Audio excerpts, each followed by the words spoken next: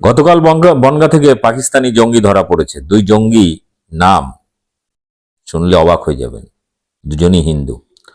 রীতিমতো একটি মুসলিম গ্রামে দেওয়ালে পাকিস্তানের পতাকা লাগাতে গেছিল এবং লাগিয়ে এসেছে। তারপরে নিচে সেখানে পাকিস্তান জিন্দাবাদ, হিন্দুস্তান মুর্দাবাদ এরকমই স্লোগান লিখতে গেছিল। পুলিশ তদন্ত করে ধরে ফেলেছে। তারপর পুলিশ কি বলছে, পুলিশের বক্তব্য শুনুন, কিভাবে ধরা পড়লো বিস্তারিত। ব্যাপক শেয়ার করুন। বিভিন্ন মুসলিম মহল্লায় মুসলিমদেরকে বারবার সচেতন করার চেষ্টা করছি, যখন এই ধরনের ঘটনা ঘটবে, কোথাও সন্দেহজনক কিছু পাবেন, সঙ্গে সঙ্গে প্রশাসনকে খবর দিন। নিজেরা আইন হাতে তুলবেন না, তাতে ভিকটিম কার্ড খেলবে, দেখো হিন্দুকে মেরেছে, সাবধান।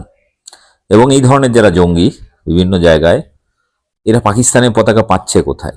আমরা যদি ভারতবর্ষের বিগত কয়েক বছরের রিপোর্ট দেখি, তাহলে দেখব যে ভারতবর্ষে বহু বিজেপি আরএসএস নেতা কর্মী কার্যকর্তা, তারা রীতিমতো আইএসআই, লস্কর ই তৈবা থেকে শুরু করে বিভিন্ন ধরনের জঙ্গি সংগঠনের সঙ্গে তাদের লিঙ্ক পাওয়া গেছে। বহু বিজেপি নেতা গ্রেপ্তার হয়েছে পাকিস্তানে তথ্য পাচার করার জন্য।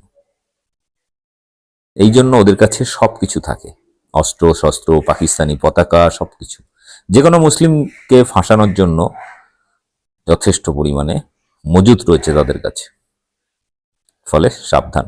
দেখুন কি বলছেন বনগাঁর এসপি, কিভাবে ধরেছেন, কারা কারা ধরা পড়েছে এবং কিভাবে তদন্ত করেছেন।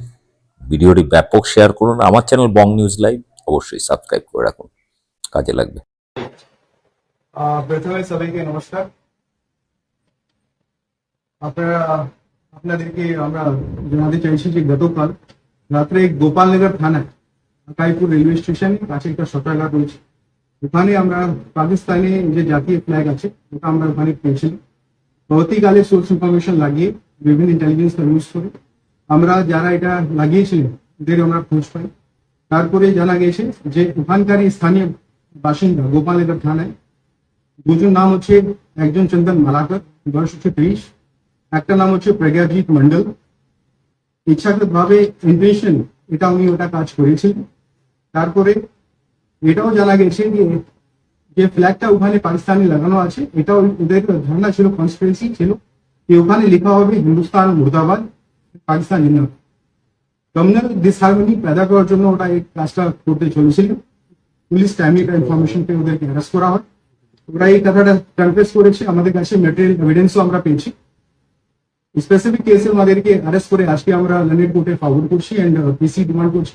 এই কেসে আরো কারা যারা ইনভলভ আছে ওটা আমরা দেখছি, আর যারা যারা এর মধ্যে ইনভলভ আছেন আর যারা যারা সাম্প্রদায়িক এই যে অস্থিরতা এটা বাড়ানোর যে চেষ্টা করছে ওদের এগেনস্ট আইনগত পদক্ষেপ নেওয়া হবে, এটা আমরা কাউকে ছাড়বো না।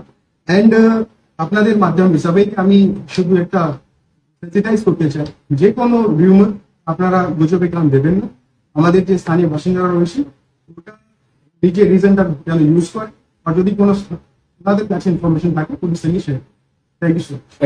এটা জানা গেছে যে দুজন যে আছে একটা পলিটিক্যাল পার্টির মেম্বার রয়েছে, আর এরা সনাতনী একটা মঞ্চের সদস্য হচ্ছে, সনাতনী অ্যাক্টিভ মঞ্চের এরা সদস্য হচ্ছে। পলিটিক্যাল যেটা এখন আমাদের এখন ইনভেস্টিগেশন চলছে।